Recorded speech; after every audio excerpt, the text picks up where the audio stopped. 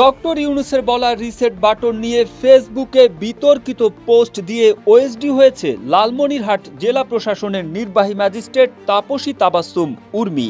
এরপরই reset button নিয়ে আলোচনার ঝড় বইছে দেশে।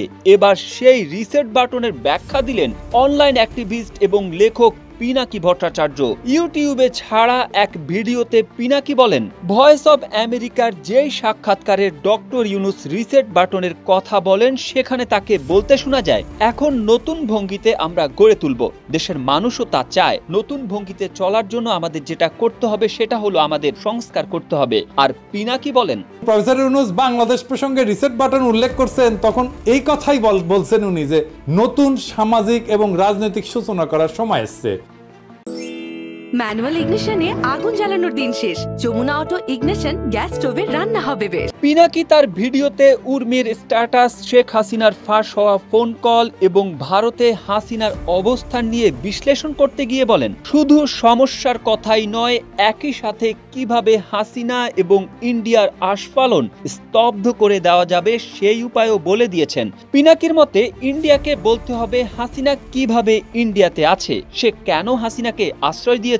ইন্ডিয়ান অ্যাম্বাসেডরকে ডেকে জিজ্ঞেস করতে হবে কেন ইন্ডিয়ান মিডিয়া বাংলাদেশের বিরুদ্ধে প্রচারণা চালাচ্ছে, কেনই বা ইন্ডিয়া বাংলাদেশের অভ্যন্তরীণ রাজনীতিতে হস্তক্ষেপ করেছে।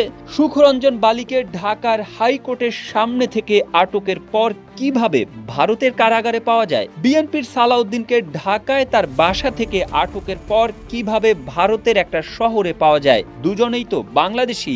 এই মামলায় মোদিকে আসামি করা যায়। এইভাবে দৌড়ের উপর রাখেন আর প্রশাসন হাসিনার লেসপেসারদের দৌড়ের উপর রাখেন।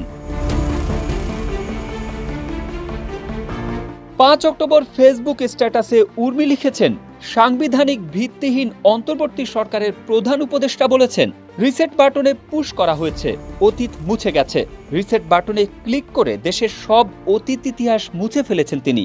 এতই সহজ, কাউন্ট ডাউন শুরু হয়ে গেছে আপনার মহাশয়। পরে স্ট্যাটাসটি অনলি মি করা হয়।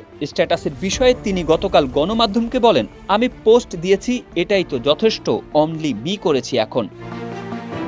শনিবার আরেকটি ফেসবুক স্ট্যাটাসে আবু সাইদকে সন্ত্রাসী আখ্যা দিয়ে উর্মি লেখেন, কত বড় বোকার স্বর্গে আছি এইটা শুধু চিন্তা করি।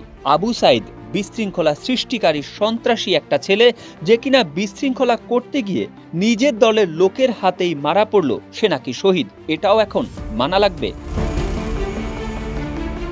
এদিকে ছাত্র জনতার অভ্যুত্থানে ক্ষমতাচ্যুত হয়ে আওয়ামী লীগ সরকারের সবাই যখন চুপ, তখন কেন প্রজাতন্ত্রের একজন কর্মকর্তা হয়ে এ ধরনের মন্তব্য করতে সাহস করলেন তিনি? অভিযোগ উঠেছে, দ্রুত চাকরি থেকে বের হওয়ার পাশাপাশি বাইরে ভিসা কিংবা প্রয়োজনে অ্যাসাইলাম পাওয়ার সম্ভাবনা তৈরি করতে উর্মিকে একটু কঠোর পদক্ষেপ নিতে হয়েছে। প্রথমে জনরোষ তৈরি করতে তিনি আবু সাইদকে সন্ত্রাসী বলে ফেসবুকে স্ট্যাটাস দেন, কিন্তু তার ফেসবুক প্রোফাইল লক থাকায় সেটি বেশি মানুষের কাছে পৌঁছায়নি। কিন্তু এবার প্রধান উপদেষ্টাকে নিয়ে তার পোস্টটি ভাইরাল হয়ে যায় এবং ওএসডি করা হয় তাকে।